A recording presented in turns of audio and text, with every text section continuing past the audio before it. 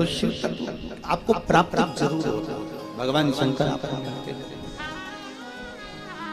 थोड़ा टाइम लग सकता है, थोड़ा समय लग सकता है, पर शिव मिलेगा।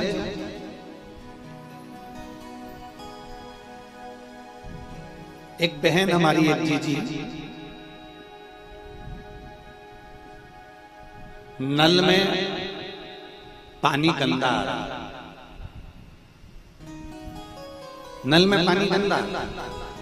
अब उसने क्या करा कि उसको नल को धोया, और नल को धोने के बाद उसने नल को साफ कर दिया, साबुन से धोया, अच्छे से धोया, रगड़ रगड़ के धोया, और नल के अंदर एक तार लिया, उस तार में से कपड़ा भर के और नल के अंदर डाल के उसको अंदर से भी साफ। उसके बाद भी पानी गंदा। फिर उसने क्या करा कि नल के जो टोटी थी उसमें कपड़ा उसने लाई अंदर से, कपड़ा बांध दिया, और कपड़ा बांधा तो भी पानी गंदा। कपड़ा बांध दिया, साबुन से धो दिया, ब्रश से रगड़ दिया, तो भी उसमें से गंदा पानी आ रहा, गंदा की गंदा पानी आ रहा। अब बहुत देर तक हमने उसको कहा, जीजी कमरे में गंदा पानी आ रहा है, ये जिसमें आशीष गए और बोला कि इसमें गंदा पानी आ रहा है। अब उस बहन ने उसका नल धो दिया, नल को साबुन से धो दिया, नल का अंदर तार डालकर धो दिया, फिर आखिरी में उसमें कपड़ा बांध दिया, पर उसमें से गंदा आना पानी बंद नहीं, फिर गंदा पानी आने लगा।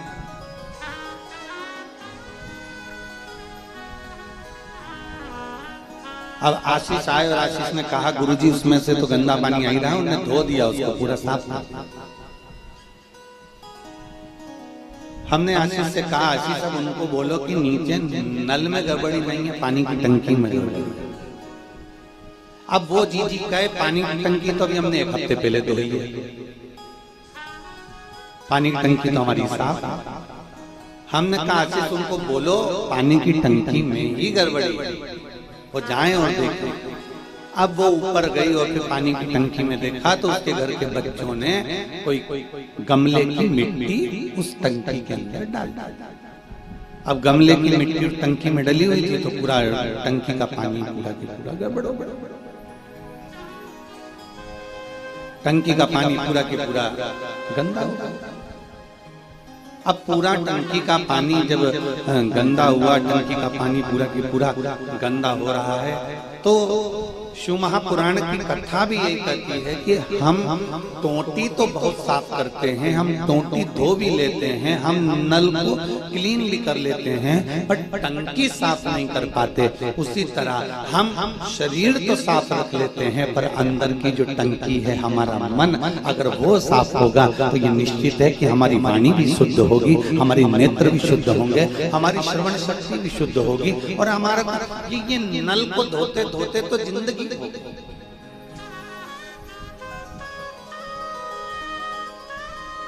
ये शरीर धोते धोते तो हमारा जीवन निकल गया। अरे आप आए नहीं और सुबह हो गई, मेरी पूजा की थाली धरी भी धरी रह गई। आप आते नहीं ये बताते नहीं, बुलाने में कौन सी कमी रह गई। आप आए नहीं और सुबह। अब ये तो बताएं कि मैं आया क्यों नहीं, मेरे आने का कारण परमात्मा बताए। जरा चित्त वृत्ति में लीजिए, नल को साफ कर रहे हो, टोटी को साफ कर रहे हो, पर वो नल टोटी साफ करने के बाद भी, नल टोटी साफ होने के बाद भी वो नल और टोटी क्लीन नहीं हो पा रही, वो नल और टोटी साफ नहीं हो पा रही।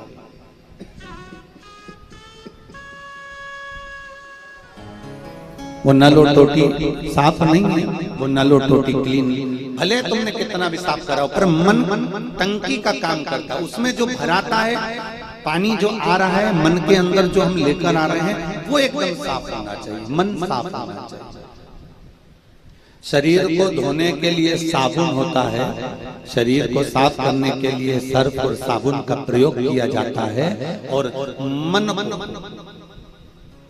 मन को साफ करने के लिए केवल भगवान की भक्ति का प्रयोग किया जाता है।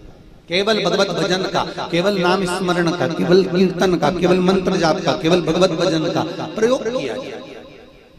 भगवान की केवल भक्ति का प्रयोग किया जाता है। कल हमारी जीजियों ने,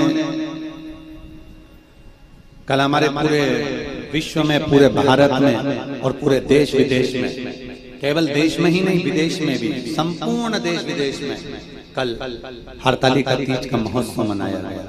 आप लोगों ने भी फुलेरे के दर्शन करे होंगे जा जाकर, और हरतालिका तीज महोत्सव मनाया। संपूर्ण विश्व की माताओं ने भगवान शंकर को रिझाया, संपूर्ण विश्व की माताओं ने भगवान शिव की आराधना की। हमारे बीच में संत श्री कमलदास जी महाराज जी पधारे हैं, उनके श्री चरणों में बैठ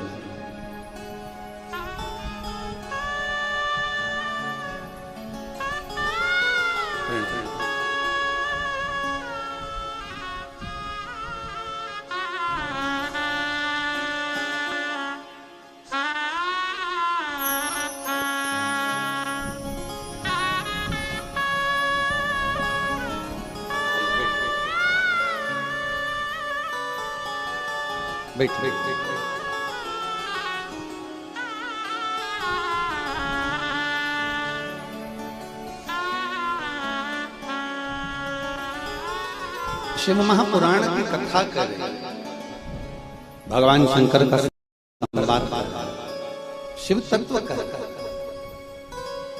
भगवान देव महादेव का पवित्र चरित्र, भगवान शंकर की पवित्र कथा। अपने मन को जितना निर्मल बना सकते हो, अपने मन को जितना साफ बना सकते हो, अपनी चित्त वृत्ति को जितना क्लीन कर सकते हो, अपने मन को जितना आनंदमय बना सकते हो, उतना बनाने का प्रयास।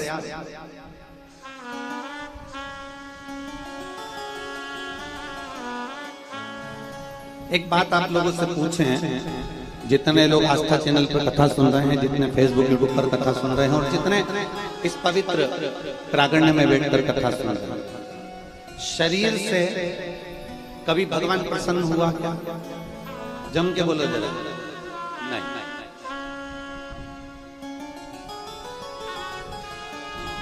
कोई कहे कि मैं बिल्कुल एकदम बढ़िया हूं तो मुझ पे भगवान की बड़ी कृपा होगी ना। जिसका हाथ भी टूटा हुआ है वो परमात्मा को भज रहा है तो परमात्मा उसे मिल रहा है। जिसके नेत्र भी नहीं है, जिसकी आंखें भी नहीं है, सूरदास है, दिखता भी नहीं है, बस भगवान को भज रहे हैं तो भगवान मिल रहे हैं। जिसके पांव नहीं,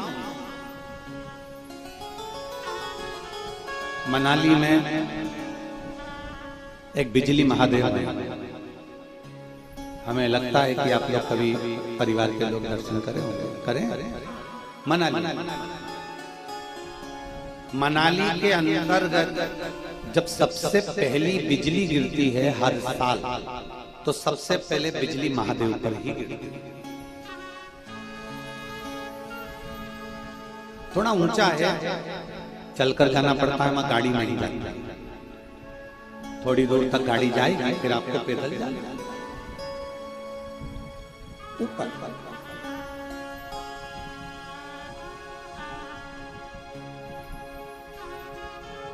कभी देवादिदेव महादेव की कृपा होगी और ये शरीर अच्छा चलते रहेगा तो अपन बिजली महादेव से भी एक बार बाबा की, भले छोटे से ऐसे ही,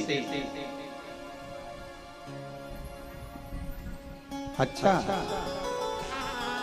वाह वाह वाह, फिर तो हो गया, योग संजोग अच्छा बन गया हो। तो कभी बाबा चाहेगा तो मनाली में भी भले ऐसे ही एक हॉल के अंतर्गत बड़े भाव से बिजली महादेव को कथा श्रवण कर, कभी योग जब बाबा कर। अब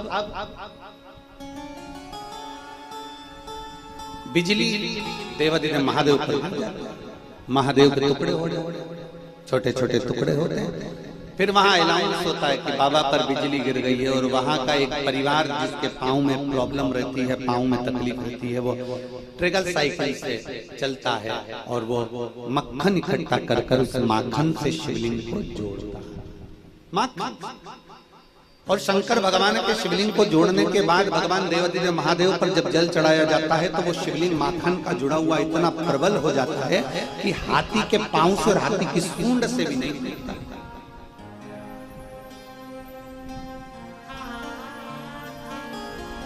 भगवान शरीर से कभी प्रसन्न नहीं हुए, भगवान शरीर से कभी प्रसन्नता धारण नहीं करे। भगवान को कोई कह दे कि मेरा हाथ अच्छे हैं, मैं भगवान को भजूंगा, मेरा पांव अच्छा है, मैं भगवान को भजूंगा, मेरे नेत्र अच्छे हैं, मेरी जिह्वा अच्छी है, मेरी श्रवण शक्ति अच्छी है, मेरी सुंदरता अच्छी है, मुझे भगवान मिलेंगे या मैं भगवान को भजूंगा।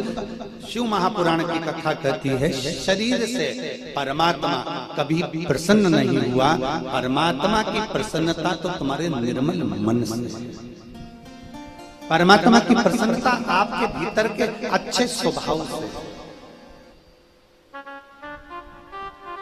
परमात्मा की प्रसन्नता आपके निर्मल स्वभाव से। जितना अच्छा आपका मन होगा, जितनी अच्छी आपकी निर्मलता का भाव होगा, उतना परमात्मा आपके करीब में होगा। अशांति परमात्मा को दूर कर देती है। और सबसे ज्यादा आज का मनुष्य ऐसा कौन मानव है संसार में? कितने लोग हैं संसार में जो बिल्कुल शांति से, सारा दुनिया संपूर्ण विश्व कहीं ना कहीं किसी न किसी रूप की अशांति है। पूरी दुनिया में कहीं ना कहीं किसी न किसी रूप में अशांति भीतर समाहित है। और 5 स्थान बताए हैं अशांति के आने के। भगवान देवादिदेव महादेव ने माता पार्वती जी को 5 स्थान अशांति आने के बताया कि 5 स्थान से अशांति आती है। पहला संसार, दूसरा संपत्ति से, तीसरा संबंधों से, चौथा स्वास्थ्य से, और 5वां संतान से। अब एक एक समय भगवान देवादिदेव महादेव कह रहे हैं कि 5 स्थान ऐसे हैं पार्वती जहां से अशांति हम नहीं भी लाना चाहते, हम शांत रहना चाहते हैं, हम अपने चित्त को निर्मल रखना चाहते हैं, हम बहुत आनंद में रहना चाहते हैं, हम बहुत स्वस्थ के आनंद के साथ रहना चाहते हैं, पर ये 5 स्थान से अशांति हमारे भीतर प्रवेश करती है। पहले नंबर पर है संसार।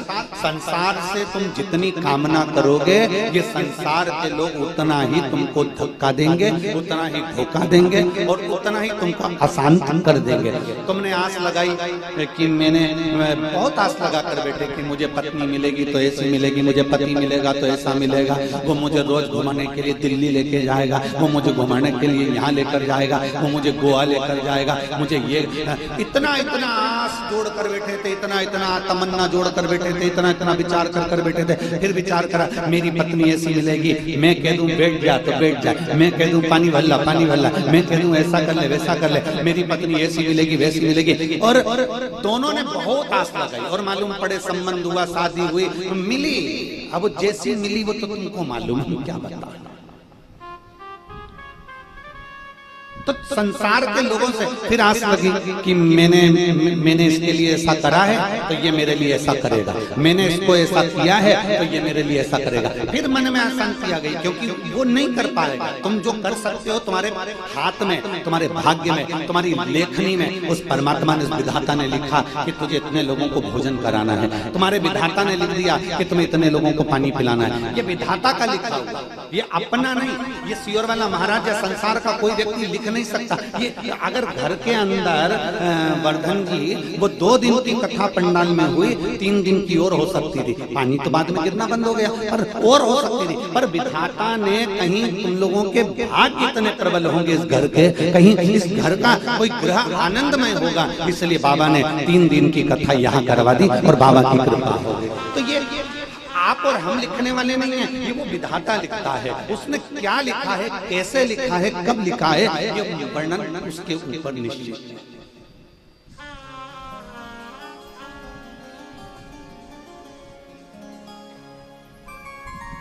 और मैंने तेरे ही भरोसे बाबा तेरे ही भरोसे हवा विच उड़ती जागी, बाबा डोल तो छली नाम में कटी जागी। भोले मैं तेरी भगत, शंभो मैं तेरी भगत, हवा बिच उड़ती जागी, बाबा डोल तो छली नाम कटी जागी। ये उसके ऊपर निश्चित करता है, उसके ऊपर निर्भर करता है कि उसने क्या लिखा है। 5 स्थान से प्रवेश करते हैं। थोड़ा डीले कम कर प्रेशर, डीले कम करो और प्रेशर चलिए। 5 स्थान से अशांति प्रवेश करते हैं। पहला है संसार। संसार के लोगों से भी अशांति आती है। आप कितना सोचते हो, कितना विचारते हो, कितना विचार करते हो, कितना सोचते हो, कितना सोचने के बाद, कितना विचार करने के बाद भी आपको संसार से सुख का अनुभव नहीं होगा। सुख का अनुभव नहीं होगा। दूसरे नंबर पर है संपत्ति। दुनिया के लोग सोचते हैं कि थोड़ा धन अगर अच्छा आ गया, पैसा ज्यादा कमा लिया तो मैं बहुत सुख की जिंदगी जीऊंगा, सुख की जिंदगी।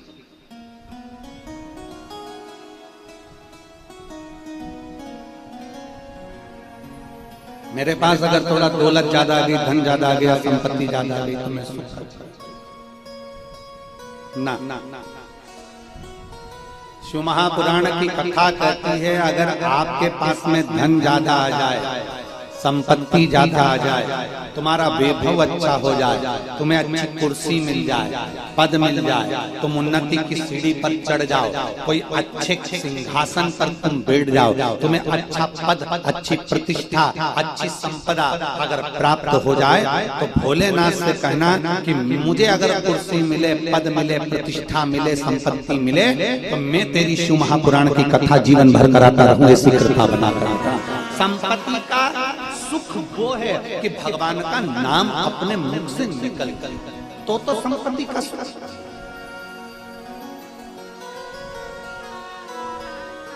संपत्ति बढ़ रही है, धन बढ़ रहा है, संपत्ति बढ़ती है, धन बढ़ता है और मालूम पड़े अंदर का सुख बेचैनी चली गई। मैंने उसको इतना रुपया दिया था, मैंने 15 लाख वहां दिया था, 50 लाख वहां दिया था, वो खा के तो नहीं बैठ जाएगा, कहीं मेरा पैसा लेकर तो नहीं चले जाएगा। रात रात भर सब सो रहे हैं और तेरी आंखों में एकदम तुझे याद आया कि मैंने उसको पैसा दिया था, उसका अभी तक नहीं आया, मैंने वो ऐसा करा था, वो अभी तक नहीं हुआ, और रात की नींद उड़ गई। सब सो रहे हैं और तेरी नींद रात को 2:30 बजे, 3 बजे, 2 बजे, 4 बजे उठ के बैठ गया तो 3 बजे रात बेचैनी है।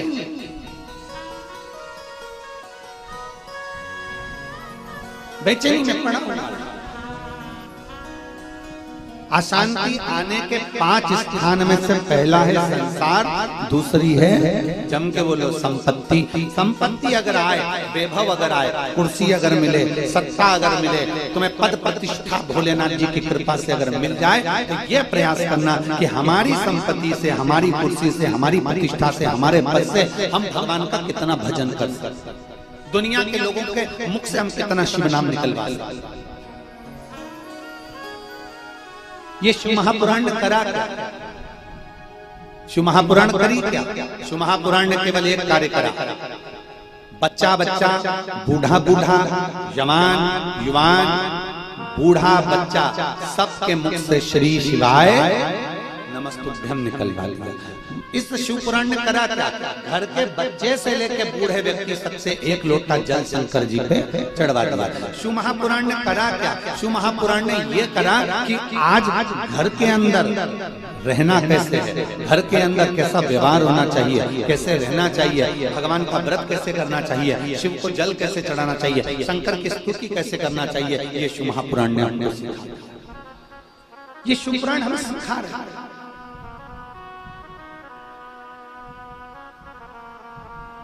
और नहीं आज के व्यक्ति को सीखने को मिल रहा है। नहीं तो आप पूर्व समय का चरित्र निकालें। गणेश जी के चूहे की कथा थी। संपूर्ण देशवासियों को आज गणेश चतुर्थी की बहुत बहुत बधाई हो। भगवान श्री गणेश जी महाराज के प्राकट्य उत्सव की, भगवान श्री गणेश जी महाराज के विराजमान होने की संपूर्ण सनातनियों को, संपूर्ण देशवासियों को बहुत बहुत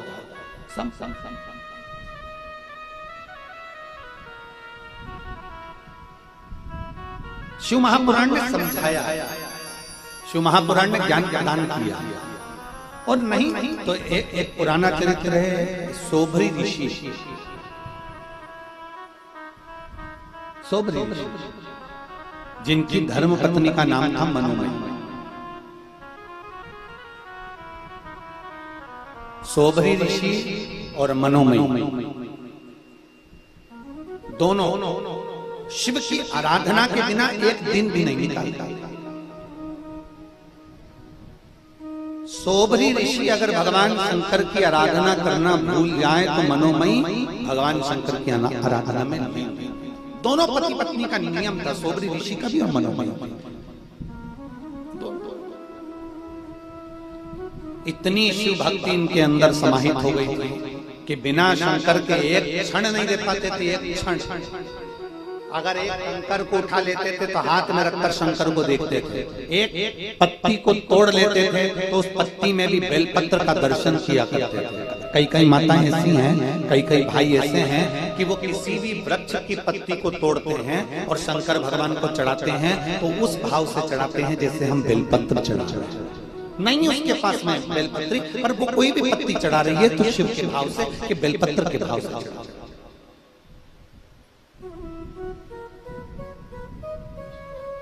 जो कुछ समर्पित कर रही है वो भाव से समर्पित कर रही है। और बिना भाव के परमात्मा मिले कैसे?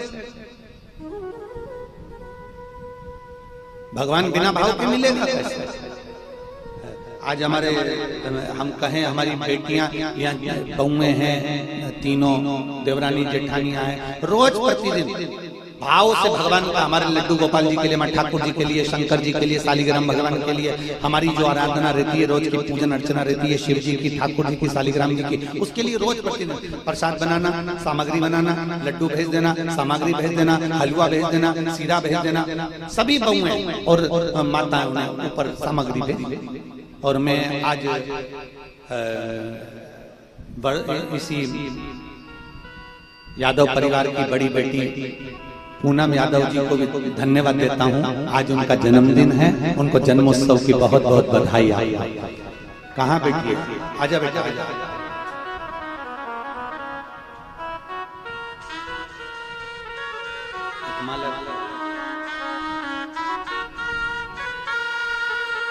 गणेश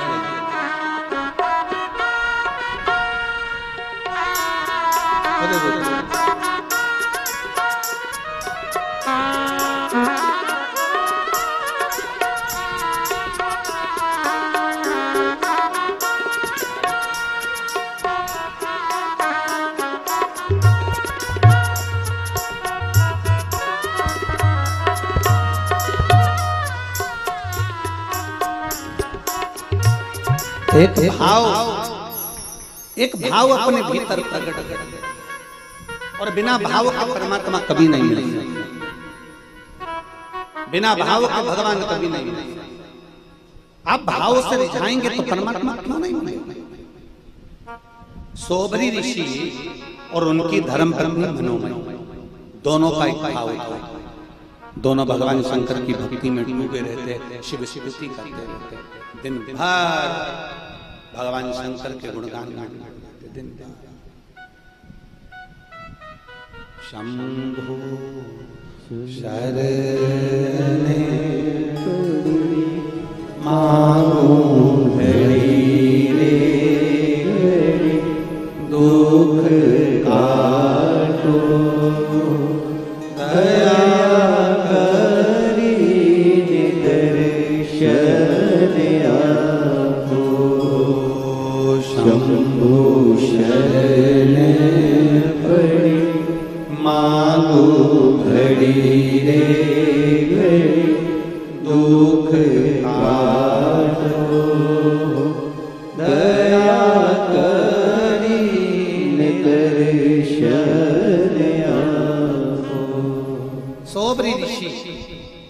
और मनोमय दोनों शिव की आराधना में, दोनों सोबरी ऋषि भी भगवान शंकर की आराधना में लीन और मनोमय भी भगवान शंकर की आराधना में।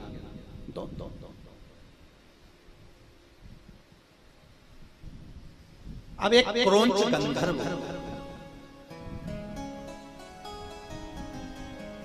देखिएगा जरा कितना सुंदर भाव है।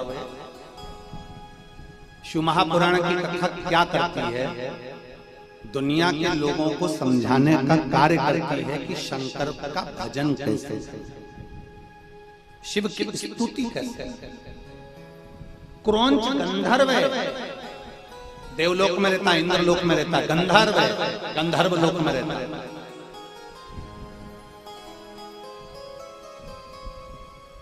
पर बुद्धि देखिए कहां गई, उस क्रोंच गंधर्व की बुद्धि कहां चली गई,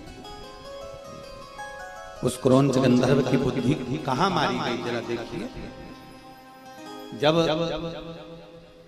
सोबरी ऋषि भगवान शंकर की भक्ति में डूबकर शिवलिंग का, पार्थिव शिवलिंग का निर्माण करा, दोनों पति पत्नी ने मिलकर पार्थिव शिवलिंग का निर्माण कर कर दोनों ने पूजन करी। पूजन करने के बाद सोबरी ऋषि अपनी धर्म पत्नी मनोमयी से कहते हैं कि लाओ मैं शंकर भगवान का विसर्जन कर कर आता हूं, तुम मुझे दे दो, मुझे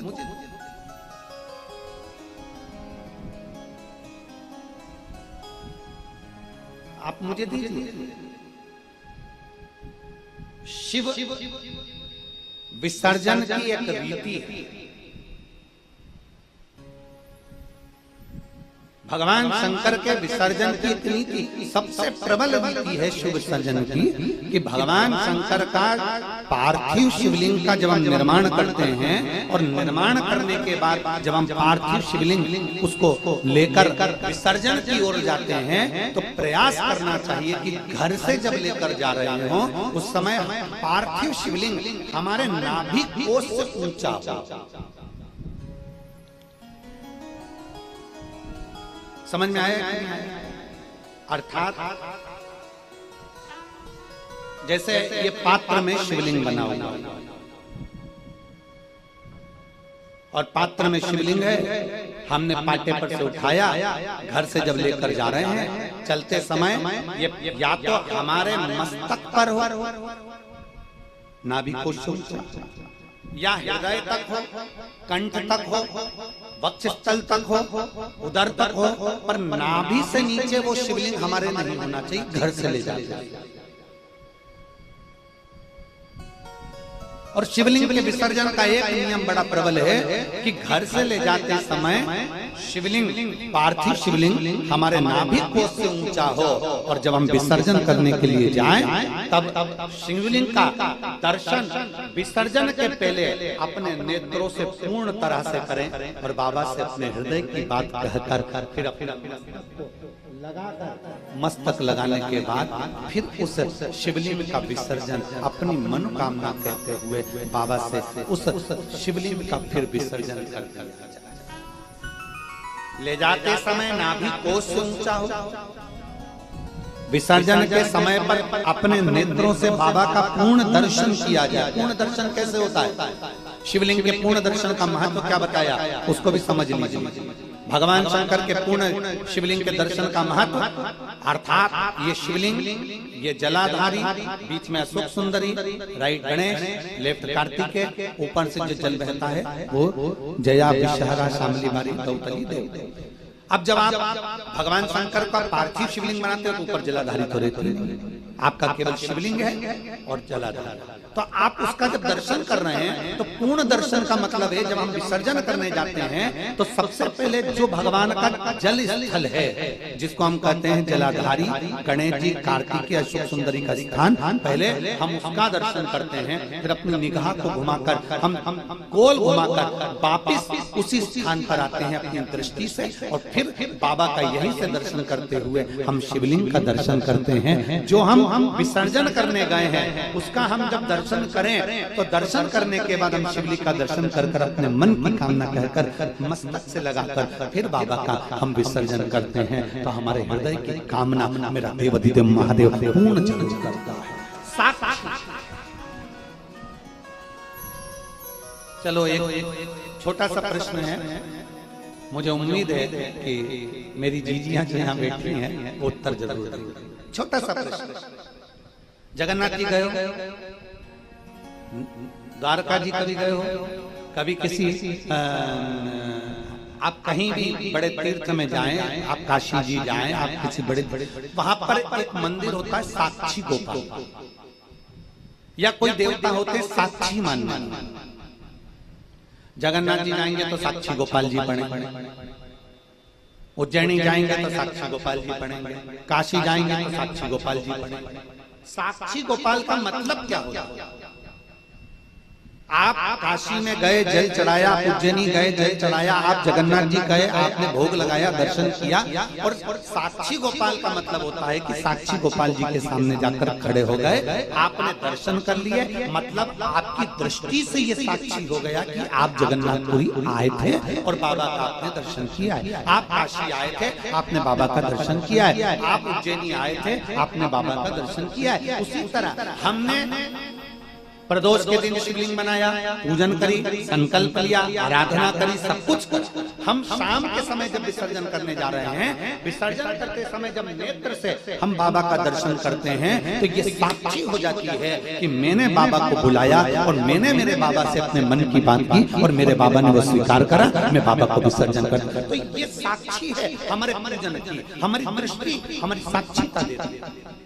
आज के जमाने में अगर आधार कार्ड बनता है तो सबसे पहले नेत्र दृष्टि पर तुम्हारा कोई कैमरा लगाया जाता है कि अपनी आंखों को फाड़ा जाए, अपनी आंखों को निकाला जाए, देखा जाए, अपनी आंखों से देखो कि क्या साक्षी, फिर उससे मालूम पड़ता है कि ये वही व्यक्ति है क्या, साक्षी करी जाती है कि ये वही व्यक्ति है क्या, ये लीलाबाई है कि कमलाबाई है कि कौन है, इससे पहचाना जाता है नेत्र से। ये नेत्र साक्षी देते हैं। तो हम जब भगवान का विसर्जन करने के लिए जाते हैं, विसर्जन करते समय हम भगवान की ये जलाधारी का दर्शन करते करते करते करते यहाँ से आते यहाँ, फिर दर्शन करते करते शिवलिंग का दर्शन कर कर प्रणाम कर कर हृदय से लगाकर फिर हम उसका विसर्जन कर देते हैं। अर्थात हम साक्षी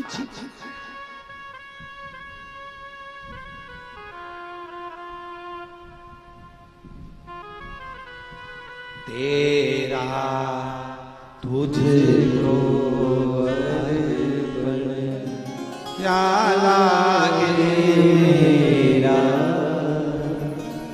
भोले क्या लागे मेरा, तेरा तुझको प्रभु का प्रभु को समर्पण, क्या लागे मेरा।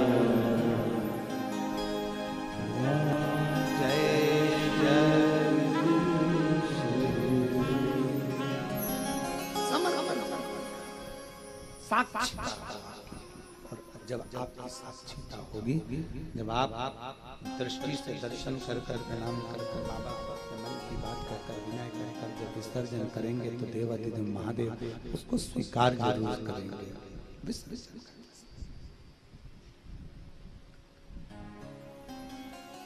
सोबरी ऋषि ने अपने धर्म पत्नी मनोमयी से कहा,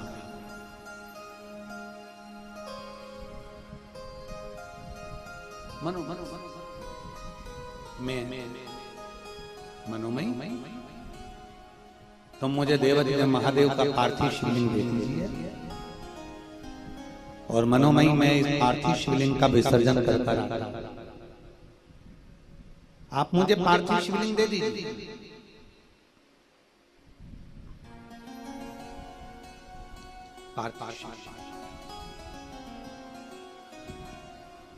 बड़े भाव से जा रहे हैं सोबरी ऋषि, मस्तक पर सोबरी ऋषि के पार्थिव शिवलिंग है।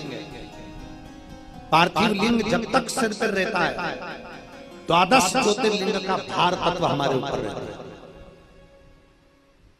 पार्थिव लिंग श्री शिवाय नमस्तु, श्री शिवाय नमस्तु,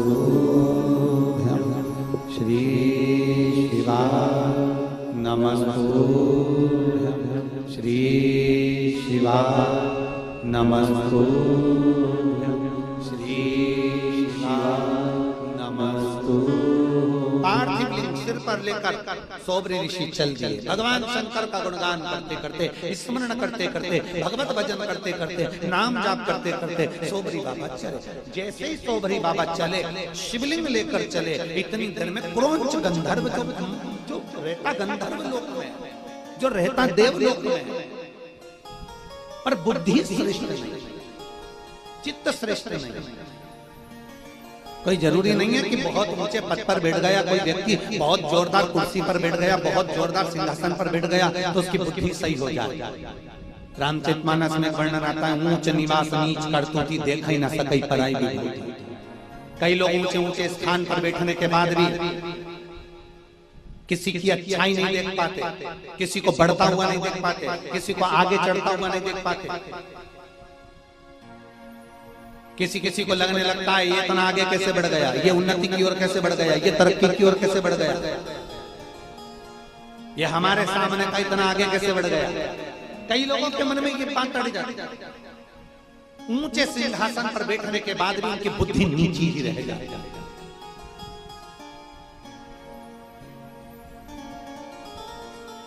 एक शब्द आता है, लोग उसको कहते हैं बड़ा नीचा व्यक्ति है, बड़ा नीचा। नीचा व्यक्ति से मतलब वो नीचा सोच, उच्च सोचे ऊंचा व्यक्ति कहलाएगा। नीचा सोच रहा है, उसकी बुद्धि नीची सोच रही है।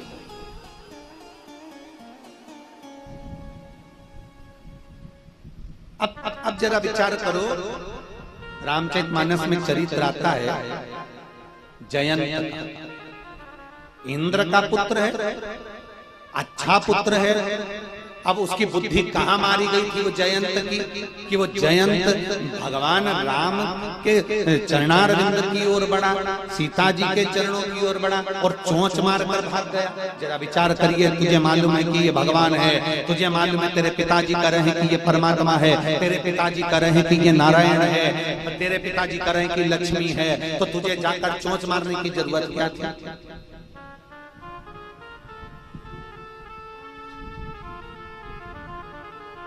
तुझे चोंच मारने की जरूरत क्या? अर्थात फिर आखिरी में भोगना किसको पड़ा? कौन को भोगना पड़ा? जयंत दौड़ते दौड़ते अपने पिता के पास गए, पिताजी ने धक्का देकर निकाल दिया, मैं नहीं बचा सकता। जयंत दौड़ते दौड़ते ब्रह्मा जी के पास गए, ब्रह्मा जी ने मना कर दिया। सबके पास जयंत घूमते रहे, आकाश मंडल में घूमते रहे, बाण उनके पीछे चलता रहा। जयंत भागते भागते थक गए, जब देव ऋषि नारद के पास गए, गुरु जी हमें बताओ, हमारे पीछे बाण आ रहा है। भगवान देव ऋषि नारद ने कहा कि जिसके चरण में चोंच मारी है, जिसका अपमान करा है, वहीं जा। और वहां गए, प्रणाम करा, क्षमा कर दो, तो भी एक आंख का बना ही दिया, तो भी एक आंख चली गई, एक आंख समाप्त हो गई। अर्थात व्यक्ति अपने पद पर बैठकर, अपनी प्रतिष्ठा पर बैठकर धर्म का अहित तो करने का सोच लेता है कि कहीं ना कहीं मैं किसी न किसी रूप में चोट पहुंचा दूं, मैं किसी न किसी रूप में इसका मान प्रतिष्ठा नीचे कर दूं, पर यह नहीं सोचता कि तेरा बाद में क्या होगा। इसलिए कहा जाता है तेरा क्या होगा रे कालिया। उसको समझ नहीं पाता, उसको जान नहीं पाते। इसलिए शिव महापुराण की कथा कहती है, अपने विचारों को आप कितने भी ऊंचे पद पर बैठ जाओ, कितनी भी ऊंची पदवी पर बैठ जाओ, कितनी भी ऊंची प्रतिष्ठा पर बैठ जाओ, कितने भी ऊंचे सिंहासन पर बैठ जाओ, पर इतना जरूर याद रखना कि हम उस सिंहासन पर बैठकर कोई गलत तो नहीं कर रहा है, हम सिंहासन पर बैठकर कोई गलत कार्य तो नहीं कर रहे।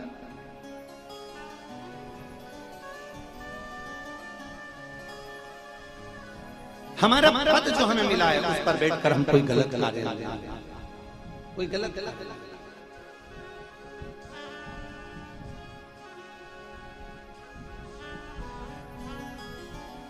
महाराज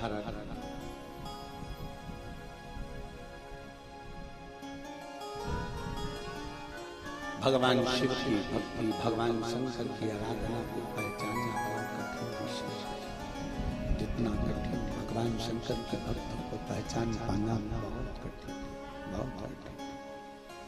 शिव को जान पाना बहुत कठिन। दुनिया के लोग चाहे कुछ भी कहें, पर शिव की निंदा करने वाला, शिव भक्त की निंदा करने वाला, शिव भक्त की आंख में आंसू लाने वाला, शिव भक्त के भाव को नहीं समझने वाला, शंकर की कथा को नहीं जानने वाला, वो किसी ना किसी रूप में निंदा या गलत कर बैठता है। पर उसका जो बुढ़ापा होता है, अंत गति जो होती है, वो बड़ी तड़प तड़प कर निकलती है, उसको पहचान नहीं पाता।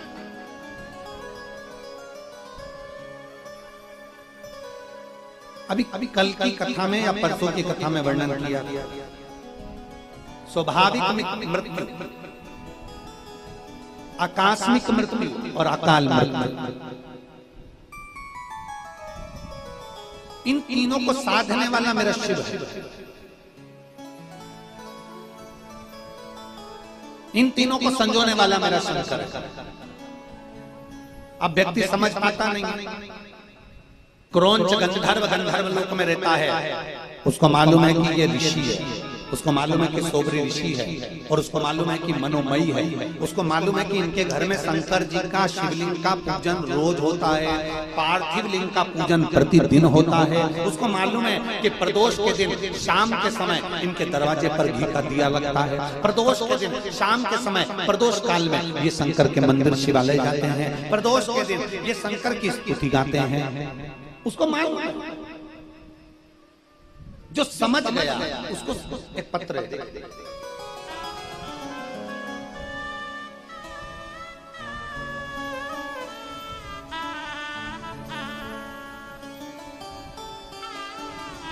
मेरा नाम मंजू देवी, पति स्वर्गीय श्री राजेश प्रसाद, मेरा मोबाइल नंबर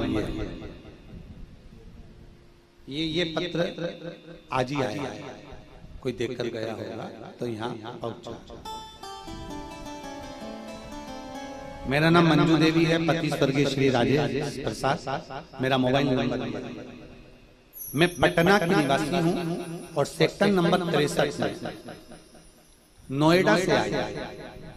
ग्रेटर नोएडा के पंडाल में केवल एक दिन की कथा सुनी है, मैं उसका वर्णन करना चाहता हूँ। बाबा कहते हैं कि महाराज जी आप कहते हो कि बाबा 3 महीने में पूर्ण करता है, साउंड ठीक नहीं, महीने में बाबा पूर्ण करता है। मेरे बाबा का मैं क्या वर्णन करूं गुरुदेव, मेरी 2 बेटियां और पति नहीं।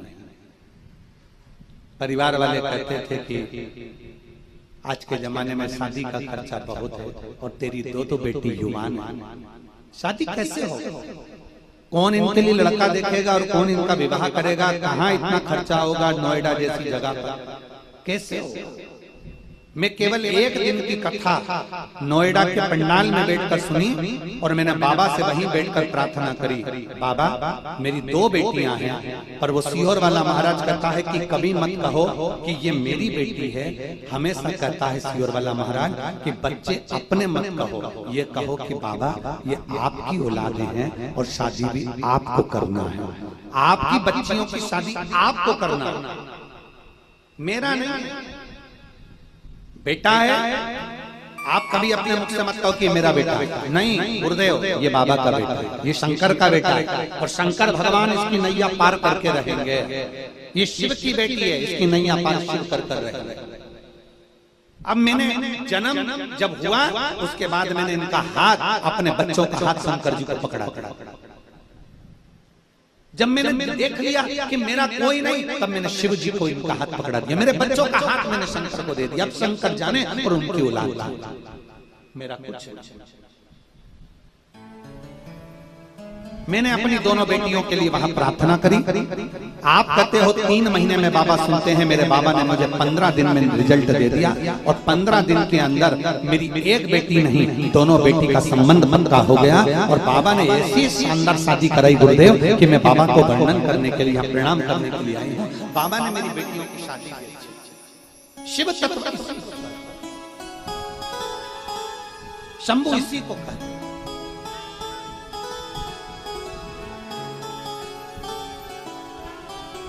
लाइन अच्छी है, मेरे बाबा दया करना, तेरे भरोसे हूँ।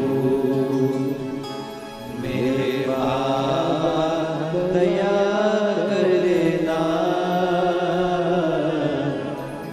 तेरे भरोसे हूँ। मैं तेरे भरोसे मैं तेरे भरोसे हूँ। मैं तेरे भरोसे हूँ। मैं तेरे भरोसे हूँ। मेरे बाबा दया करना, मैं तेरे भरोसे हूँ। भोले बाबा दया करना, मैं तेरे भरोसे हूँ। ना घर के भरोसे हूँ। ना परिवार के भरोसे हूँ। ना घर के भरोसे हूँ। ना परिवार के भरोसे हूँ। भोले बाबा दया करना, मैं तेरे भरोसे हूँ। भोले बाबा दया करना, मैं तेरे भरोसे हूँ। उसने अपने पत्र में लिखा,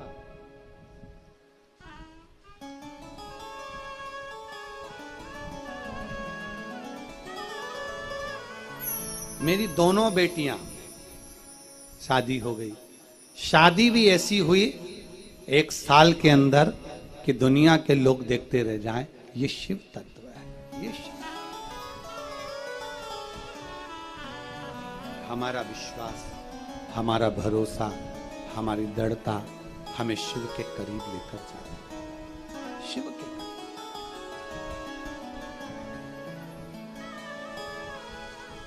गलत करने वाला व्यक्ति यह नहीं सोचता कि मैंने कितना गलत कर दिया,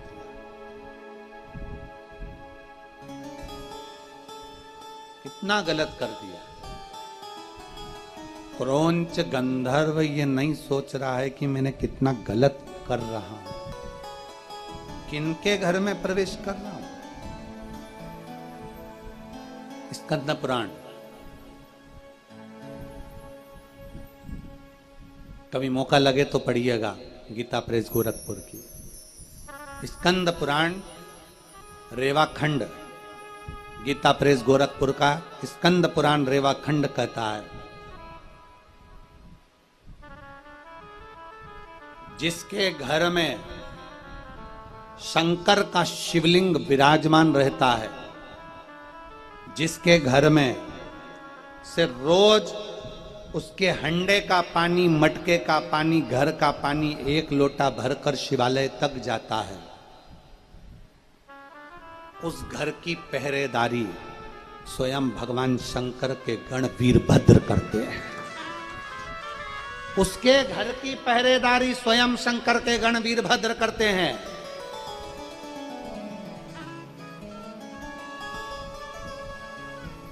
स्वयं वीरभद्र, शंकर की मूर्ति नहीं, शंकर का शिवलिंग प्रतिबिंब। स्कंद पुराण का रेवा खंड कहता है, जिसके घर में शिवलिंग है, जिसके बीच में एक समय आया था जब किसी ने कह दिया था कि घर में शिवलिंग नहीं रखना चाहिए, लोगों ने उठा उठाकर शंकर जी के शिवलिंग को विसर्जन कर दिया। बीच में आया था एक समय कि लोगों ने विसर्जन कर दिया था शिव जी का, पर नहीं। हम फिर निवेदन करेंगे, सीहोर वाले महाराज को अगर आप सुनते हो, सीहोर वाले महाराज को आप फॉलो करते हो, उसको सुनते हो, कथा श्रवण करते हो, तो हम तो कहेंगे कि अपनी जिंदगी में एक बार जितनी पुराण है सारे पुराणों का अध्ययन करो और सब पुराण पढ़ो। स्कंद पुराण पढ़ो, शिव पुराण पढ़ो, लिंग पुराण पढ़ो, नर्मदा पुराण पढ़ो, तुम्हारी जितनी मर्जी पढ़ जा, विष्णु पुराण, अग्नि पुराण, पद्म पुराण, ब्रह्म वैवर्त पुराण, ये सारे पुराणों का अध्ययन करो। हमसे लोग कह देते हैं क्यों महाराज जी आप इतनी सारी बातें बताते हो, शिव पुराण में तो हमें पढ़ने को मिलती ही नहीं है, तो तुम अकेली क्या शिव पुराण में से शिव पुराण बोली जाती है? अगर शिव पुराण की कथा करने के लिए यहां हम बैठे हैं, यहां भोलेनाथ ने अगर बिठाया है, तो वो कथा केवल शिव पुराण की नहीं रहेगी, उसमें से स्कंद पुराण, नर्मदा पुराण, लिंग पुराण, एक एक पुराण का अध्ययन में से उसमें से जो अच्छा निकलता है वो आपके सामने दिया जाता है, आपके सामने।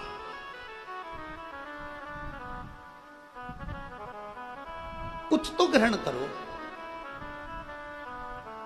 स्कंद पुराण का रेवाखंड कहता है कि जिसके घर में शिवलिंग है, रेवाखंड कह रहा है जिसके घर में शंकर का शिवलिंग है, या घर का जल एक लोटा भराकर शिवालय तक जा रहा है, घर का जल एक लोटा भराकर पीपल के वृक्ष के नीचे जा रहा है, घर का जल एक लोटा भराकर तुलसी के क्यारे में जा रहा है, घर का जल एक लोटा भराकर बेलपत्र के नीचे जा रहा है, घर का जल एक लोटा भराकर अगर शमी पत्र के नीचे जा रहा है। मतलब कहीं ना कहीं आपके घर का एक लोटा जल अगर शिवालय तक, देवालय तक, तीर्थ तक जा रहा है, किसी स्थान तक जा रहा है, तो समझ लो आपके घर की रक्षा स्वयं वीरभद्र करते हैं। ये कैसे प्रमाणित हो सकता है?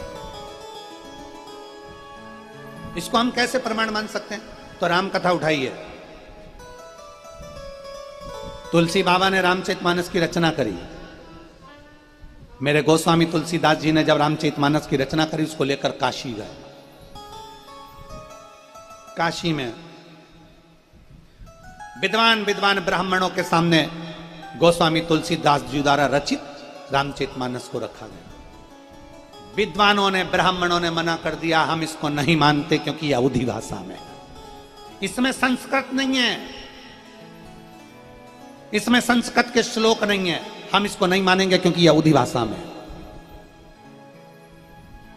विद्वान विद्वान ब्राह्मणों ने मना कर दिया, यहूदी भाषा में हम इसको स्वीकार नहीं कर सकते। तुलसीदास जी कहते हैं आप स्वीकार मत करो, मेरे काशी विश्वनाथ तो स्वीकार करेंगे, मेरे शंकर तो स्वीकार करेंगे।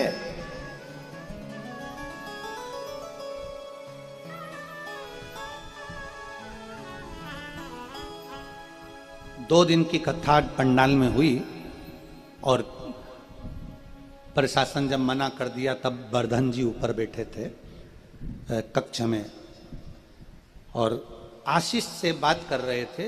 दुर्गेश, आशीष, ये लोग बैठे बात कर रहे थे। उन्होंने एक बात कही वर्धन जी ने, मैं वर्धन यादव जी को उसके लिए धन्यवाद देता हूं। उन्होंने कहा कि कथा 2 दिन की हो गई है पर 3 दिन की कथा पंडाल में नहीं होगी, तो गुरुजी लाखों भक्तों के बीच में कथा कहते हैं, अब इतने भक्त तो यहाँ आए नहीं, या तो कथा को अपन विराम देंगे। आशीष ने पूछा आप क्या चाहते हो वो बताओ। तो वर्धन जी ने कहा कि कोई आए चाहे ना आए, कोई आए चाहे ना आए, मेरी माँ, मेरी चाची और हमारा परिवार, हमें उम्मीद है कि हम बैठकर कथा सुनेंगे। आशीष ने कहा कि अगर आपका मन है कि आप कथा सुनेंगे, मतलब आपका चित्त शिव से लग गया है, तो यह पक्का है कि महाराज जी भी फिर वो कथा कहेंगे, क्योंकि कथा भीड़ से नहीं होती है। कथा का क्रम, ये तो शिव भक्त हैं जो लाखों की संख्या में आते हैं, ये तो शंकर के भक्त हैं जो लाखों की संख्या में पहुंचते हैं, ये तो शिव भक्त हैं जो लाखों की संख्या में आते हैं। नहीं तो शिव महापुराण तो आप जहां बैठकर सुनो, जैसे सुनो, दिल से जहां बैठो, जैसे बैठो, शिव तत्व आपके भीतर होना चाहिए। आपके शिव तत्व आपके भीतर हो, आपके अंदर।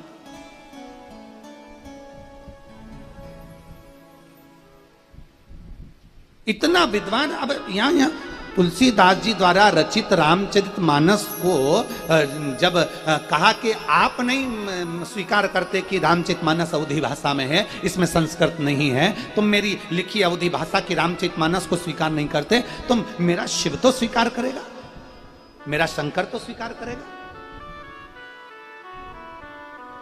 मेरा भोलेनाथ तो स्वीकार करेगा। बस यही होना चाहिए। भोजन किसके लिए बनाया? शंकर जी के लिए।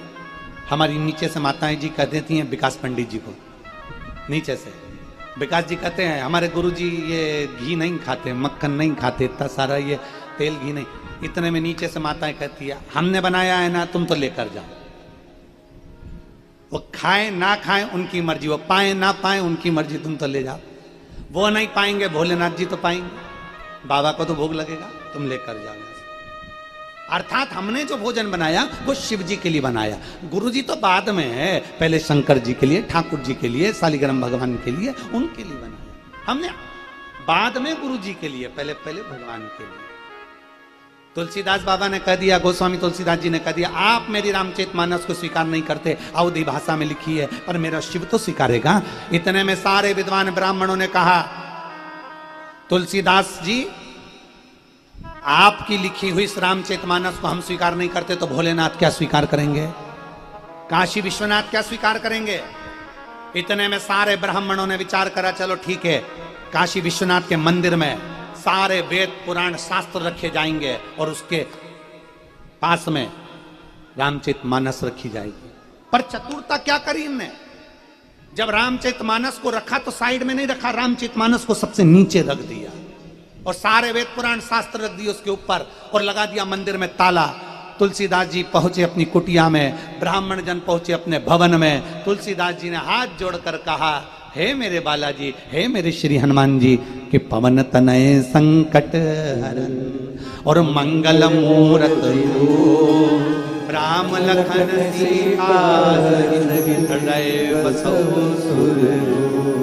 श्री हनुमान जी महाराज से कहा हे हनुमान जी महाराज, मैंने तो तुम्हारे भरोसे, क्योंकि तुम शिव का रूप हो, हनुमान तुम शंकर हो, इसलिए ये रामचरितमानस आज काशी विश्वनाथ के मंदिर में रखी है। अब ये अच्छी है नहीं है, स्वीकार करेंगे नहीं करेंगे मैं नहीं जानता। तुलसीदास बाबा बैठ गए, राम राम राम राम राम राम जपने लगे, शिव की स्तुति करने लगे, शंकर का गुणगान करने लगे, बाबा को याद करने लगे। इतनी देर में दूसरे दिन जब ताला खुला तो सारे वेद पुराण शास्त्र नीचे थे, रामचरितमानस सबसे ऊपर रखी हुई थी। यह शिव तत्व है।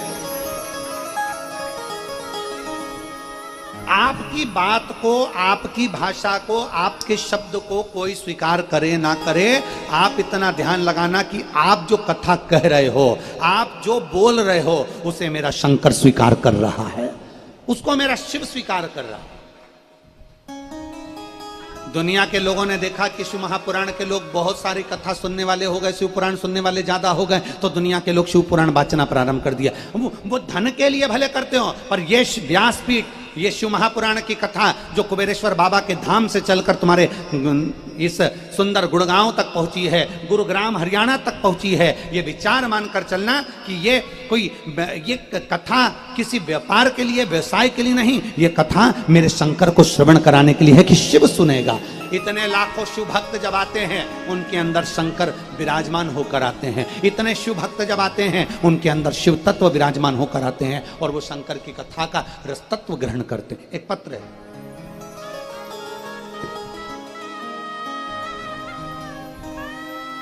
ये भी आज ही आया। मेरा नाम रजनी अरोड़ा है, मेरे पति का नाम अनिल अरोड़ा है, मैं बादशाहपुर की रहने वाली हूं। आप ही हैं? अच्छा, मैं बादशाहपुर की रहने वाली हूं। मैं बाबा का दिल से धन्यवाद करने के लिए आई हूं। हर्षवर्धन जी को, हर्ष जी को और वर्धन जी को बहुत बहुत धन्यवाद देती हूं कि ये पवित्र शिव महापुराण की कथा सुनने का हमको सौभाग्य दिया। हम बादशाहपुर वाले आपके इस एहसान को कभी जिंदगी भर नहीं भुला पाएंगे कि आपने शिव महापुराण की कथा सुनने का हमें अवसर दिया। गुरुग्राम की ये कथा मैं वर्णन करूं गुरुदेव मेरे बेटे की नौकरी नहीं लग रही थी, बहुत कष्टमय जीवन चल रहा था। तब मैंने आपकी कथा पंडाल में बैठकर एक दिवसीय श्रवण करी और नोएडा की कथा में पहुंची। वहां मैंने बाबा से विनती करी कि बाबा, एक तो हमारे गुड़गांव में कथा हो जाए और दूसरा मेरे बेटे की नौकरी लग जाए। मैं बाबा का क्या धन्यवाद दूं गुरुदेव। आप कहते हो 3 महीने में बाबा सुनता है, मेरे बाबा ने मुझे 15 दिन में सुन लिया और मेरे बाबा ने मेरे बेटे की नौकरी केंद्रीय मंत्रालय में लगवा दी। मैं बाबा को धन्यवाद देने के लिए यहां पहुंची। आ जाओ, एक बेलपत्र ले जा, जाओ।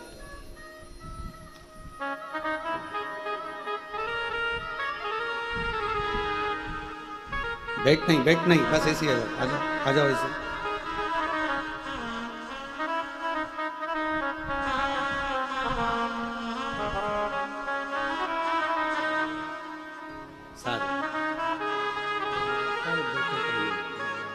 बधाई आपको।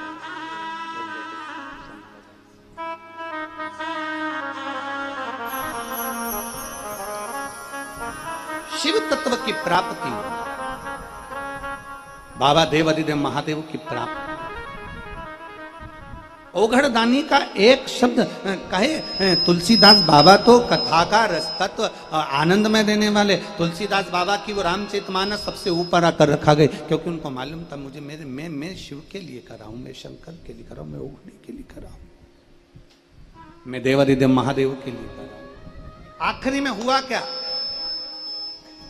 लोग कहते हैं गुरुजी आप कहते हो कि शंकर का शिवलिंग, स्कंद पुराण के रेवा खंड में लिखा है कि शंकर का शिवलिंग जहां होता है, जहां शंकर का शिवलिंग है, जिस घर में शंकर का शिवलिंग है, जिस घर में से 1 लोटा जल भरकर शिवालय तक जाता है, वहां पर शंकर के गण पहरा देते हैं। रामचरितमानस जब तुलसी बाबा लेकर अपनी कुटिया में आ गए, कई ईर्ष्यालुओं के मन को भाया नहीं, इस रामचरितमानस में आग लगा दो। उन्होंने चोरों को भेज दिया, उन्होंने डाकुओं को भेज दिया कि तुलसीदास बाबा जहां रहते हैं वहां से रामचरितमानस को निकाला जाए और उसको निकालकर उसमें आग लगा दी जाए या उसको पानी में डाल दिया जाए। जैसे ही चोर पहुंचे, जैसे ही डाकू पहुंचे आग लगाने के लिए, जैसे ही पहुंचे वहां जाकर चोरों ने क्या देखा, डाकुओं ने क्या देखा कि एक बानर तुलसीदास जी की कुटिया के ऊपर बैठा हुआ था। बंदर ऊपर बैठा, ये आग लगाने का प्रयास करे वो इनको मार मार कर भगा दे। विद्वत जनों ने पूछा क्या तुमने तुलसीदास जी की कुटिया में आग लगा दी? नहीं लगा पाए। क्यों नहीं लगा पाए? क्योंकि वहां एक बानर बैठा हुआ, एक बंदर बैठा हुआ, एक बानर है वहां, एक बंदर है,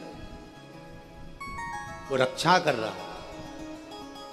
शिव महापुराण की कथा कहती है जहां शंकर का शिवलिंग है, जहां शिव नाम है, जहां शंकर की स्तुति है।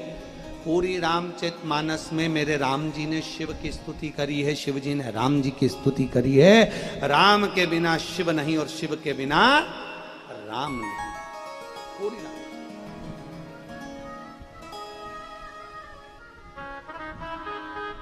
राम बिना शिव, भगवान शंकर की स्तुति कर। तो यहाँ एक बानर रक्षा करता है और यहाँ स्कंद पुराण का रेवा खंड कर रहा है, स्कंद पुराण का रेवा खंड वर्णन कर रहा है, स्कंद पुराण का रेवा खंड कर रहा है कि आप भगवान शंकर की स्तुति में, भगवान शंकर के भजन में अगर डूबे हो, आपके घर में अगर शिवलिंग विराजमान है, आपके घर में से 1 लोटा जल अगर शंकर के शिवालय तक, मंदिर तक जा रहा है, चिंता मत करना। तुम्हारे घर की पहरेदारी जैसे तुलसीदास जी के घर की पहरेदारी हनुमान जी करते हैं, वैसे तुम्हारे घर की पहरेदारी स्वयं शंकर के गण करते हैं, भगवान शिव के गण करते हैं। आप अपनी भक्ति में डूबे, आप अपनी अलमस्ती में रहिए।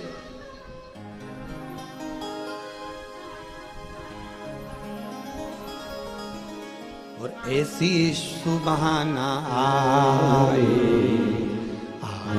ना ऐसी सुबहाना आए ना ऐसी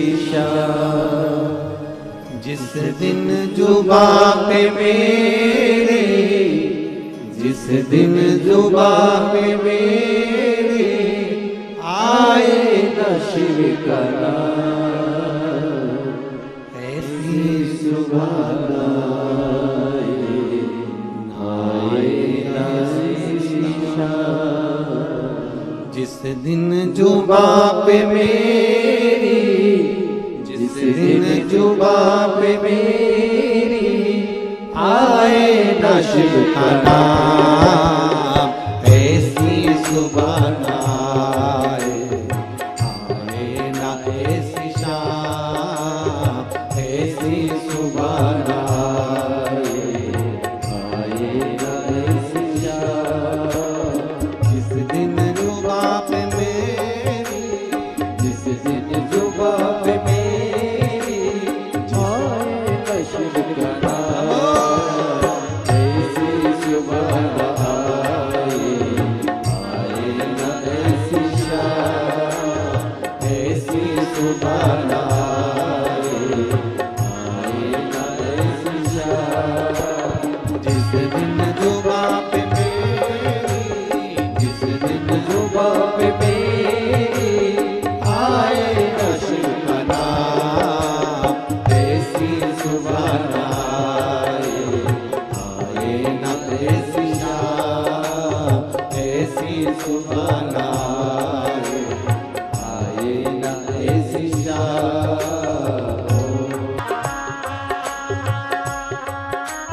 मन मंदिर में वासे तेरा तेरी छवि बसाए, मन मंदिर में वासे तेरा तेरी छवि बसाए। प्यासी आत्मा बन के जो तेरी शरण में आए, प्यासी आत्मा बन के जो तेरी शरण में आए। तेरे ही चरणों में पाया मैंने यह विश्राम, ऐसी सुबह आए न ऐसी शाम, ऐसी सुबह आए न ऐसी शाम।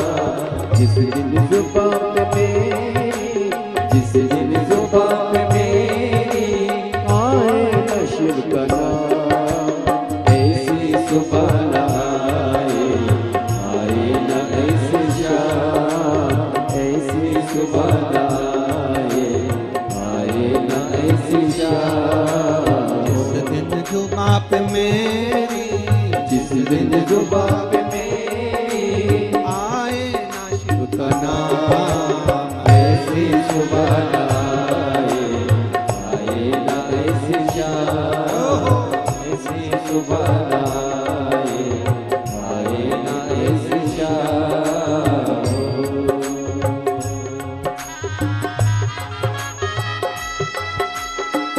बड़े भाव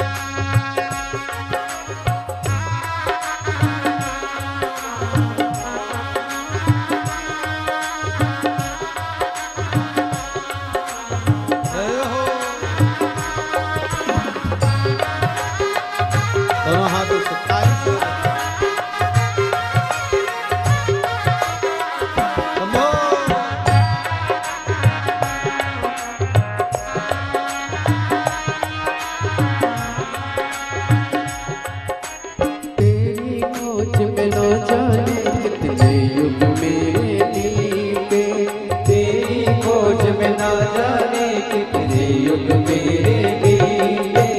अंत काम क्रोध मदहारे, हे भोले तुम जीते। अंत काम क्रोध मदहारे, हे भोले तुम जीते। मुक्त किया तूने प्रभु मुझको लाख लाख प्रणाम। ऐसी सुबह आए, आए ऐसी शाम। ऐसी सुबह आए, आए न ऐसी शाम। जिस दिन जो बाप मेरे, जिस दिन जो बाप मेरे आए न शिव का नाम। ऐसी सुबह आए, आए न ऐसी शाम। ऐसी सुबह आए, आए न ऐसी शाम। ऐसी सुबह आए, आए न ऐसी शाम। ऐसी सुबह आए, आए न ऐसी शाम। जिस दिन जो बाप मेरी, जिस दिन जो बाप मेरी, जिस दिन जो बाप मेरी, जिस दिन जो बाप मेरी आए न शिव का नाम। ऐसी सुबह आए, आए न ऐसी शाम। ऐसी सुबह आए, आए न ऐसी शाम। ऐसी सुबह आए, आए न ऐसी शाम।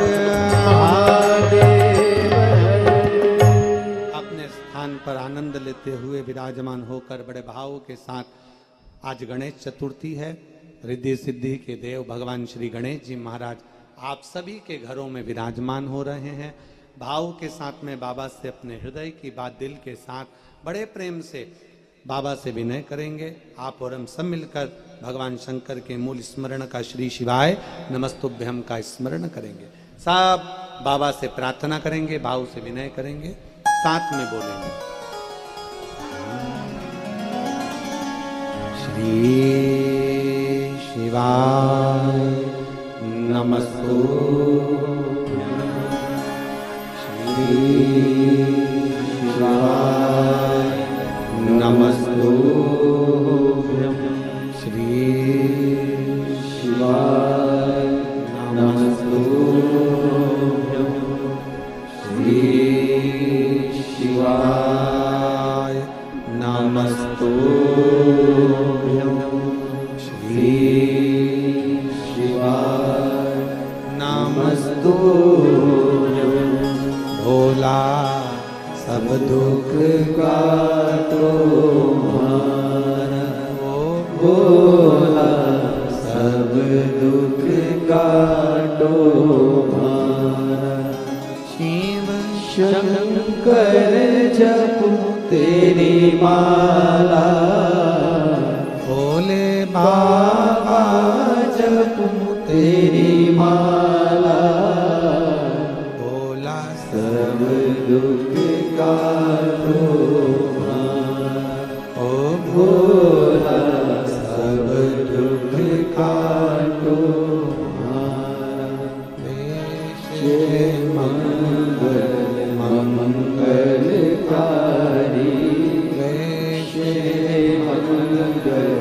मंगल मंगलकारी। शमशान वासी हमारा, शमशान वासी हमारा। ओ भोला सब दुख काटो हमारा। ओ भोला सब दुख काटो हमारा।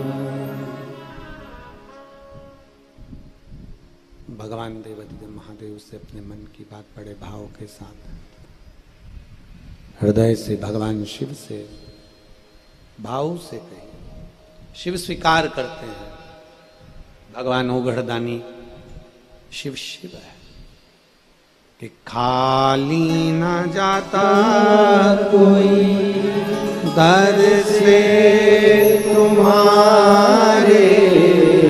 खाली न जाता कोई दर से तुम्हारे मैं भी खड़ी हूँ नंदी बारे फसाए अपने हृदय से लगा लगा लो कि राजा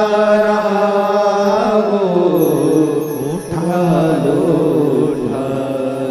भोले अपने दर से अब तो न डालो गिरी जा रही हूँ उठा लो भगवान शिव की भक्ति जहाँ शिवलिंग है, जहाँ से एक लोटा जल देवादिदेव महादेव के शिवालय तक जा रहा है, वहाँ उस घर की रक्षा करने वाला स्वयं भगवान शंकर का ही गण होता है।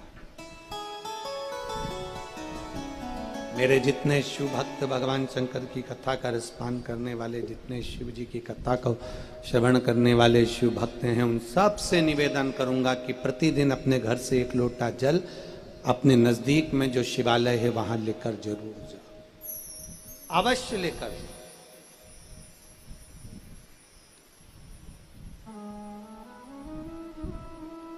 क्या होगा?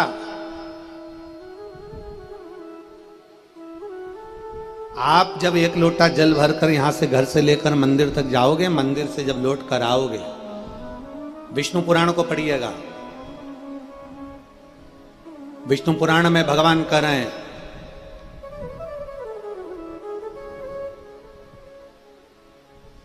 लक्ष्मी जी को जब भगवान नारायण दे दिए गए, लक्ष्मी जी की मां माता ख्याति देवी, भगवान विष्णु जी की सासू जी, ख्याति देवी तो शंकर जी को मानती थी और ख्याति देवी ने यह संकल्प लिया था कि मैं अपनी बेटी का विवाह शिव जी के साथ करूंगी, लक्ष्मी मैं शंकर जी को दूंगी। पर भगवान शंकर जी ने लक्ष्मी जी के मन की दशा जान ली थी कि वो नारायण से स्नेह करती है, तो नारायण के साथ में भगवान शंकर ने ख्याति देवी से कहकर लक्ष्मी जी का विवाह करवाया। लक्ष्मी जी चरणों में पड़ गई कि मुझे आज्ञा करो, मुझे आप आज्ञा दो, मैं आपके लिए क्या कर सकती हूं, मैं क्या करूं आपके लिए? आपने मुझे नारायण दिया है, आपने मुझे नारायण दिए है, मैं आपके लिए क्या कर सकती हूं? घर की एक एक बहू को अपनी सास और ससुर का धन्यवाद देते रहना चाहिए, जिन्होंने, जैसे लक्ष्मी जी कह रही हैं, आपने मुझे नारायण दिए, मैं आपके लिए क्या कर सकती हूँ, ऐसा आपको कहना चाहिए। आपने हमारे को अच्छे पति दिए हैं, हम आपके लिए क्या करें ये बताओ।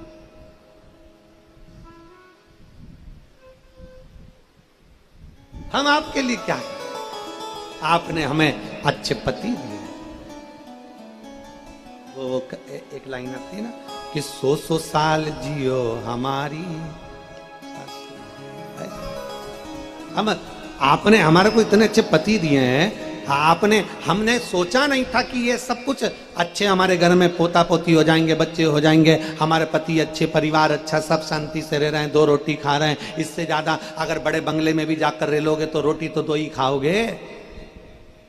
करोड़पति के घर में भी अगर रह लोगे तो रोटी तो 2 ही खाओगे। तो ये तो शिव की कृपा है, शंकर की उदारता, मेरे ओगड़दानी की दया, ये मेरे बाबा की करुणा, ये मेरे शंकर की उदारता है, मेरे शिव की कृपा है, ये उनकी कृपा।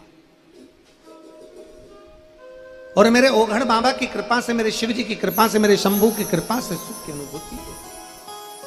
तो लक्ष्मी जी ने कहा, माता लक्ष्मी जी बोल रही हैं, माता लक्ष्मी जी प्रणाम कर कर कह रही, माता लक्ष्मी जी निवेदन कर रही, माता लक्ष्मी जी कह रही हैं कि आप बताइए बाबा, भोलेनाथ जी से कह रही हैं, आप बताओ मैं क्या कर सकती हूं।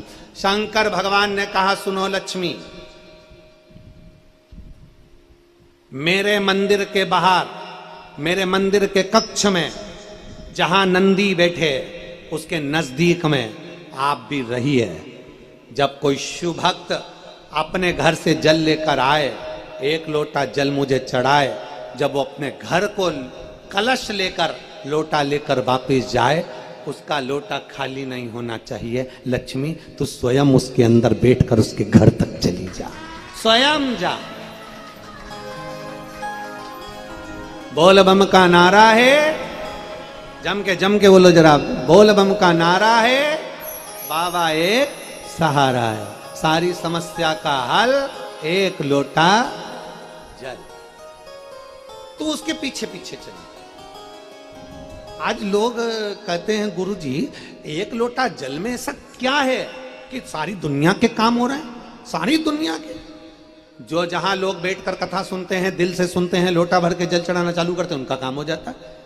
कोई भाव से सुनता है, उसका काम हो जाता है। आखिर एक लोटा जल में क्या है, शिव महापुराण में क्या है, उसके पंडाल में बैठकर कथा सुनने से क्यों इतना लाभ मिलता है? शिव खाली नहीं भेजते, खाली नहीं भेजते।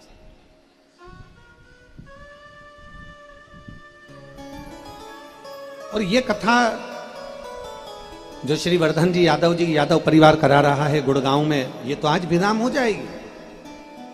12 तारीख से सीहोर में जो 7 दिवसीय कथा है वो चलेगी अग्रवाल धर्मशाला में। जो सीहोर के लोग हैं वो अग्रवाल धर्मशाला में श्रवण करेंगे। और बाहर से भी अगर कोई शिव भक्त वहां पहुंचते हैं तो उनसे निवेदन है, इतनी जगह तो धर्मशाला में रहती नहीं है, फिर भी आप भाव से सुन सकते हो तो कुबेरेश्वर धाम पे आराम से रुको, कुबेरेश्वर धाम पर भोजन करो और कथा सुनने के लिए अग्रवाल धर्मशाला पहुंचो और वापिस वहां पहुंचो। मना नहीं। वो 18 तारीख तक चलेगी, फिर 20 तारीख से 24 तारीख तक छत्तीसगढ़ में प्रारंभ हो जाएगी, फिर 26 तारीख से 2 तारीख तक फिर वो कथा बड़े आनंद के साथ नांदगांव नासिक जिले के अंतर्गत महाराष्ट्र में प्रारंभ हो जाएगी 1 बजे से 4 बजे तक। कथा का रसतत्व अपने भीतर होता है। शंकर भगवान का चढ़ाया गया एक लोटा जल सारी समस्या का हल है, ये निश्चित है। एक एक पुराण में, एक एक शास्त्र में देख लीजिए, पंडित जी पूजन कराने बैठेंगे तो लोटा पास में रखेंगे। जन्म से लेकर माता के घर में जब अपना जन्म होता है, माँ के गर्भ से हम जन्म लेते हैं, पैदा होते हैं, उस समय से लोटा काम आता है। छठी की पूजन कराना है, ये पूजन कराना है, वो पूजन कराना है, कलश सिर पे लिया, पूजन कराई, उस दिन से कलश, उस दिन से लोटा चालू होता है। आखिरी में व्यक्ति मरता है तो लोटे में भरा के गंगा जल पहुंच जाता है। लोटा शुरू से चला, आखिरी तक चला और सारी समस्या का हल एक लोटा जल। बस वो जल, एक लोटा जल जो हम शिव को दे रहे हैं वो साधारण नहीं, वो सहज नहीं।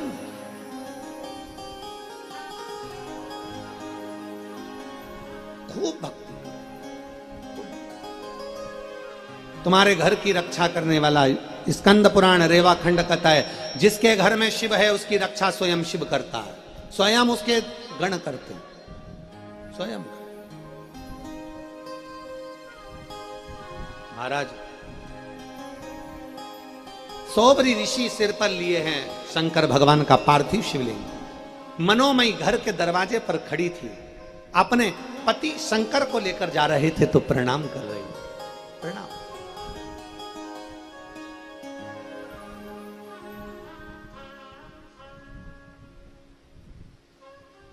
शंकर जी को लेकर जैसे सोबरी ऋषि गए मनोमयी घर के अंदर, मनोमय क्रोंच गंधर्व आ गया। क्रोंच, अच्छी जगह पर रहने वाले की भी बुद्धि फिर जाती है कभी कभी।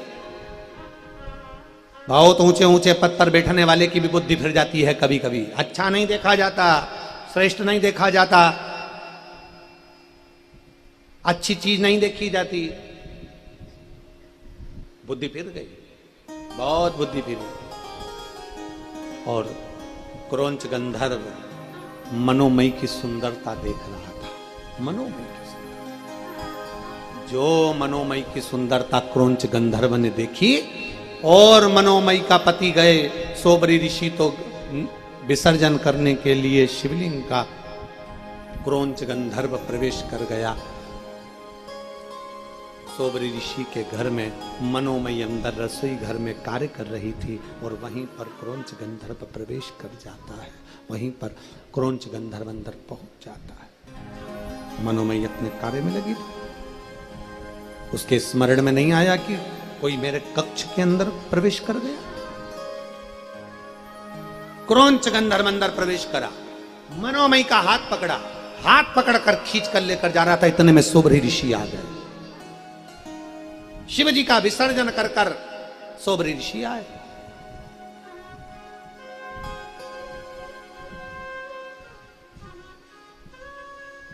और सोबरी ऋषि जैसे ही विसर्जन कर कर आए, आकर जो देखा तो हाथ का पात्र सोबरी ऋषि का नीचे गिर गया।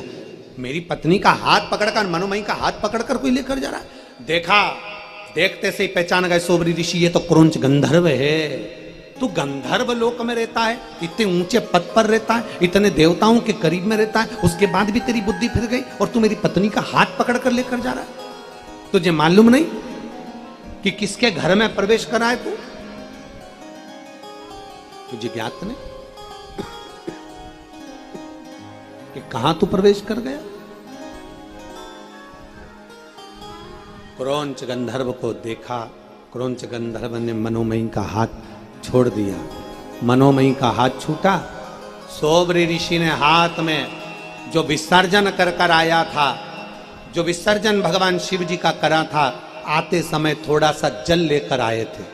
एक नियम है, आप लोगों के यहाँ पर है कि नहीं हमें नहीं मालूम, पर ऐसा नियम है कि गणेश जी विसर्जन करने जाओ, चाहे देवी जी विसर्जन करने जाओ, चाहे पार्थिव शिवलिंग का विसर्जन करने जाओ, तो जिस तालाब में, कुंड में, सरोवर में, जल में हम विसर्जन करते हैं, वहाँ विसर्जन करने के बाद थोड़ा सा जल उस पात्र में, जो पात्र होता है, थाली हो, बर्तन हो, भांडा हो, जो भी है, उसमें थोड़ा सा जल लेकर आते हैं।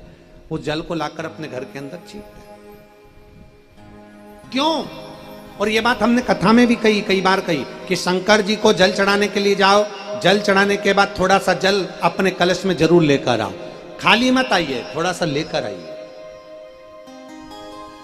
खाली मत आओ, उसको थोड़ा सा लेकर। अब सोबरी ऋषि के हाथ में वो जल का पात्र था, उन्होंने हाथ में जल लिया और जल लेकर उन्होंने श्राप दे दिया, रे क्रोंच गंधर्व, मैं तुझे श्राप देता हूं, हे क्रोंच, मैं तुझे श्राप देता हूं, तू गंधर्व होकर ऊंचे पद पर बैठने के बाद, ऊंची प्रतिष्ठा में बैठने के बाद भी तूने मेरी पत्नी को छलना चाहा, मैं तुझे श्राप देता हूं। अगर मैंने दिल से पार्थिव शिवलिंग का पूजन करा है, मैंने दिल से पार्थिव लिंग का निर्माण करा है, तो मैं तुझे श्राप देता हूं कि तुम जैसे चुपचाप से आकर मेरे घर में घुसा, ऐसे ही तू चूहा बनकर प्रवेश करेगा जगह जगह, तू चूहा बन जाएगा। रोने लगा गंधर्व, आंख से आंसू बहने लगे, आंख से आंसू, नेत्रों से जल बहने लगा, आंखों से आंसू बहने लगे, और नेत्रों से जल बहते बहते, नेत्रों से जल बरसते बरसते, क्रोंच गंधर्व थोड़ी ही देर में जल बहते बहते जैसे चूहा बन गया। चूहा बनते से जो शंकर जी का अभिषेक करा था, पूजन करा था, पूजन कर कर जो विसर्जन करा था, पूजन के वहीं पर थोड़े बहुत अक्षत के दाने पड़े हुए थे, थोड़े बहुत सामग्री पड़ी हुई थी, उस क्रोंच गंधर्व ने चूहे बनकर उसको खाया।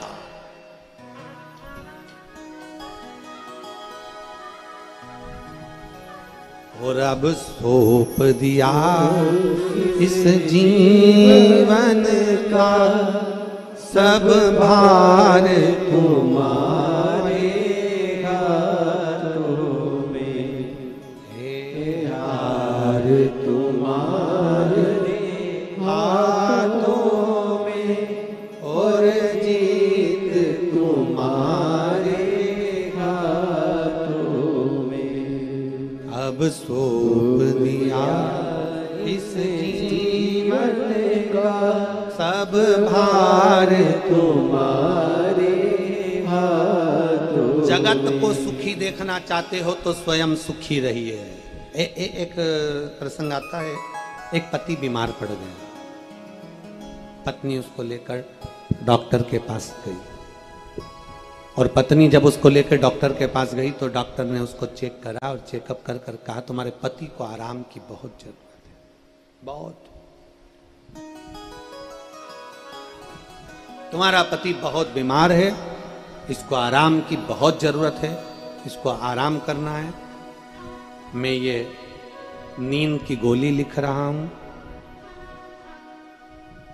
ये लेकर जाना।